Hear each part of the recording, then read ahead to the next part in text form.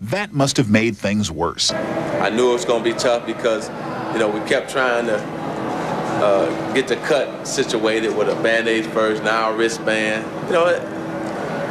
If you don't think that that's a problem, something wrong with you. I think that the childish reasons, and they should have educated themselves a little better before making statements, or even just came and talked to me. And AIDS experts agreed the players had little to fear. If Magic Johnson were to cut his head and have blood gushing out, and he were to fall against your head, which was also cut and had a big open wound so that the blood was able to gush in, well, yes, there's a risk there.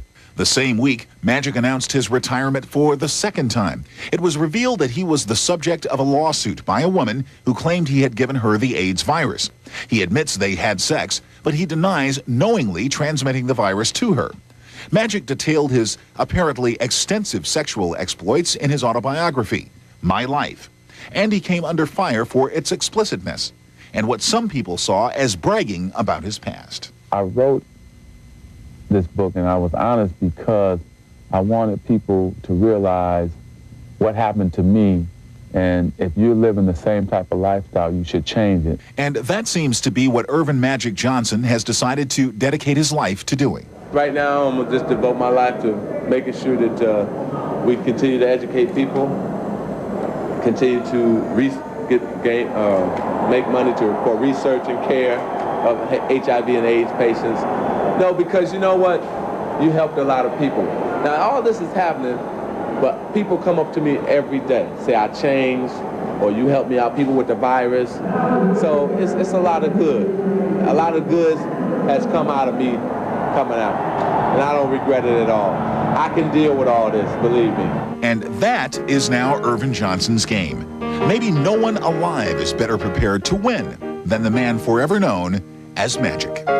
For Year in Review, I'm Fred Hickman. We've tried to give you an overview of the events that changed the world this year. All week long at 10 p.m. Eastern Time, CNN will continue to review the people, places, and things that shaped the year in 1992. I'm Susan Rook. Hope you have a good week. Regularly scheduled programming will not be seen at this time, so we can bring you the CNN special. Politicians target the cultural elite. The end of an era. I bid you a very heartfelt good night. And the beginning of a war.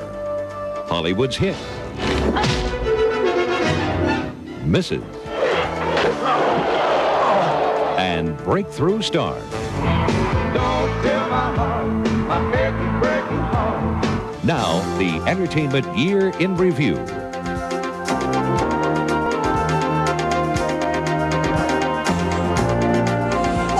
And welcome to CNN's special look at the Entertainment Year in Review. I'm Lauren Sidney. In a very cold New York, Bella Shaw will be reporting from Hollywood. But first, let's take a look at some of the hour's top news stories. Hollywood and Washington squared off in 1992 when Vice President Dan Quayle, speaking on behalf of the political right, attacked the Hollywood left. CNN's senior entertainment correspondent Jim Murray has more on this year's top entertainment story, politics, morality, and the cultural elite. What began as a television plotline for Murphy Brown became the catalyst for a political agenda. It doesn't help matters when primetime TV has Murphy Brown, a character who supposedly epitomizes today's intelligent, highly paid professional woman, mocking the importance of fathers by bearing a child alone and calling it just another lifestyle choice. Dan Quayle's speech propelled the issue of family values to the forefront of the 1992 presidential campaign, escalating into a war of words between the vice president and the producers and performers on Murphy Brown. There's been so much talk about your show and the final episode and you know who. Well, who? Mr. Potato Head? If only Murphy Brown could meet Major Dad. What a story. The story outlasted the Republican National Convention. At the 1992 Emmy Awards, Murphy Brown took the honors for both Best Comedy and Best Actress in a Comedy. It's really not giving the American people enough credit. And I think if anybody watched the series this year, they would have seen that pregnancy is no picnic. But Washington's attacks on Hollywood extended far beyond television and focused on some of 1992's most successful and highly acclaimed films. Some lawmakers blasted the so-called cultural elite, calling them, quote, smirking cocktail party leftists who ridicule traditional American values. Quid pro quo. I tell you things, you tell me things. We are glorifying rapists, serial killers, cannibals. Sometimes we put them all together and call them Hannibal Lecter and give an Academy Award to a brilliant actor portraying him. Hollywood does have that kind of power. How many people are going to emulate now trying to go to high school like Sharon Stone with no underwear on because she uncrossed her legs in front of 5 detectives? What are you going to do? Charge me with smoking? While the Hollywood community was attacked by Republicans, it was embraced by Democrats. Bill Clinton played his saxophone on the Arsenio Hall show and tried to woo the MTV generation in a series of town meetings on that music video channel.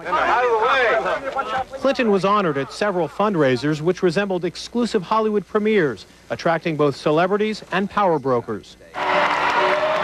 Then candidate Bill Clinton had admitted he always wanted to be part of the cultural elite, and at his last West Coast fundraiser 2 weeks before the election, he was welcomed as a member. Clinton's longtime friends Linda Bloodworth Thomason and Harry Thomason, producers of Designing Women, Evening Shade, and Hearts of Fire, played an integral part in his bid for the White House. Harry Thomason will chair the president-elect's inaugural ball. Superstar Barbra Streisand is the first performer set to appear at the January 19th gala. But Clinton's supporters and critics wonder how the new president will deal with the running battle between art and politics at the National Endowment for the Arts. The allegedly obscene Robert Mapplethorpe exhibit ignited the controversy over federal funding of the arts, which continue to threaten new projects. In late November, the NEA vetoed 3 grants to gay and lesbian film festivals. But the policy is expected to change under Clinton, who's said to favor depoliticizing federal funding of the arts and expanding arts education. The National Endowment for the Arts is once again going to return to the same old homoerotic, blasphemous, and hate art that it has funded in the past. It seems to me that the fundamentalist right has simply declared things to be obscene or blasphemous with little regard, first, to the facts, and secondly, to the First Amendment. While Bill Clinton has made headway in forging a new alliance between Washington and Hollywood, the entertainment community has put the incoming administration on notice. Many of us in this community worked very hard to get this president and many members of Congress elected, and we didn't do so in order to be invited to formal state dinners at the White House. We supported these candidates because they promised us profound change, and we want them to know we will be listening, watching, and waiting. Jim Moray, CNN Entertainment News, Hollywood. There is much more still to come on the Entertainment Year in Review, including a look at the ongoing debate over freedom of expression. And later, the celebrity scandal of the year. Stay with us. I'll help you catch him, Clary.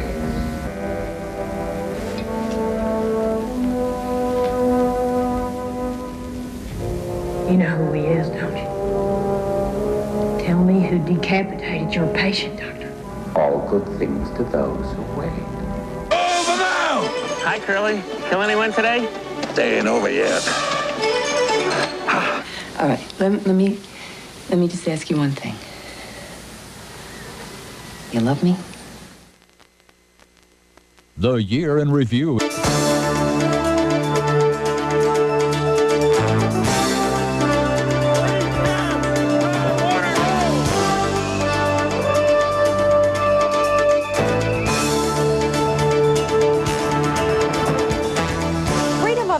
Is guaranteed in the First Amendment of the United States Constitution, but it was also guaranteed in 1992 to be the center of controversy in the media.